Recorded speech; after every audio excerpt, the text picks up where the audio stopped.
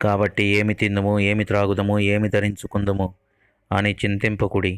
దేవునిని ఎరుగని అన్ని జనులు వీటన్నిటి గురించి విచారింతురు. ఇవన్నీ మీకు కావాలనని దేవునికి తెలుసు కదా. కాబట్టి మొదట మీరు నీతిగా నిజాయితీగా బ్రతకటం, అంతేకాదు దేవుని యొక్క రాజ్యమును వెతుకుడి.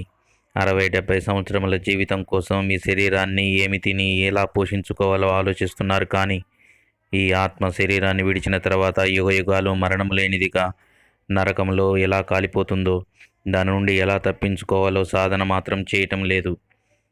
ఆకాశ పక్షులను చూడండి. అవి విత్తవు, కోయవు, కొట్లలో కూర్చుకొనవు, ఆయనను దేవుడు వాటిని పోషించుచున్నాడు కదా. పుష్పములను చూడుడి, అవి ఎలా ఎదుగుచున్నవో. అవి కష్టపడవు, ఉడకవు, అయినను వాటి వైభవాన్ని చూడండి. నేడుండి రేపు పొయ్యిలో వేయబడు గడ్డిని దేవుడు అలంకరించిన ఎడల నిశ్చయముగా మిమ్మల్ని వస్త్రములతో అలంకరింపచేయును కదా. శరీర